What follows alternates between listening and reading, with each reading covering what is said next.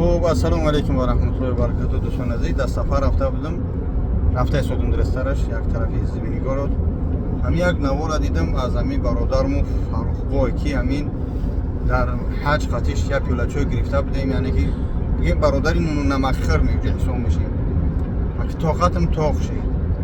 فقط دشنام نکنه برادرها، بگذار همین فروخ بفهمم. برادر جان من بسیار نوارو تا تماشا کرده شدم، الحمدلله خیر حج میبری، کاری خیر میکنی، مردم برای راست گفته شدی. اما چند باشه من بگیم مشاهده میکنم یا که با عرصی میگن زمت که میکنم مشاهده میکنم نسبت حضرتو درسترش حاجی میرزا داملا عبدالرحیم، یعنی که علماهایی که تاجیکی چقدر خدمتی سخت کردن. ای 2006 اگر خطا نکنم ما گوش کردیم تا 2014 که دوره اوچون بود، چقدر اولش پروردگار همین سبب شدن مردم هدایت یافتن برای نماز رو چی میگن حلال از حرام فرق کردن. من طولی گفت گپا در اونجا گوسپند میچروندیم، چون با هم خاطر کسر حافظا را نوار میکنی، یگون ریپرا را میکنی، مسخره بازار را میکنی، که میکنی نمیکنی کار ندارم.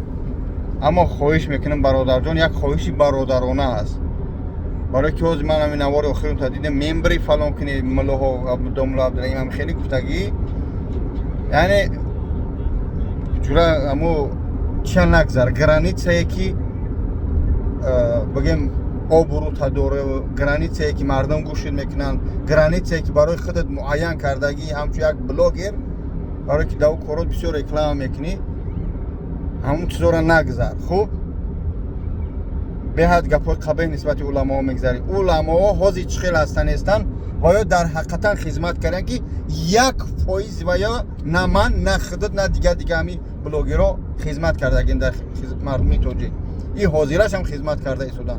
با هم خاطر لیچ نه من با وجود 88 هم یک بلاگر همه چیز شهروند تاجیکستان محافظت از همه این دوملها میکنن. دوملهایی که در تاجیکستان هستن در ایجا هستن مهم نیست.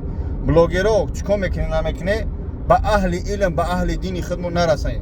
خوب نرسه که بعد سخت خفاتو میکنم، لیچ نه من خفاتو میکنم، من اوگرجاده میکنم، سه گفتم در اون سخنه میستم نرسه. یگون تد سو استفاده از صورتاش و عقب خبر نکنی بگیریم دمی بلاگری هم کار بارختونه رکلامتونه، اما علماها را نرسه. خوب برای حافظه ها و برای گپ خبر هستن، مقامات ها هستن چی میگن دیگه اداره هایی که برای چارهشون رو میبینن، اما علما او یک پریچم نیست، داملا پریچم نیست. یگان داملا را نرسی، نه داملا عبدالرحیم شه، نه از حاجی میرزا شه، نه عبدالرحمن شه، نه دیگر شه نرسی. خویش مایلش برادر اینا من یک همچون مسلمان هم یک برادر وار گفتم نرسی. از نوارایی که کرده التماس او دلیل چون کنه نسبت این حضرت اینا من خبر تو کدگیم نگه که نگفتی. خب خدا نگهدار کنه.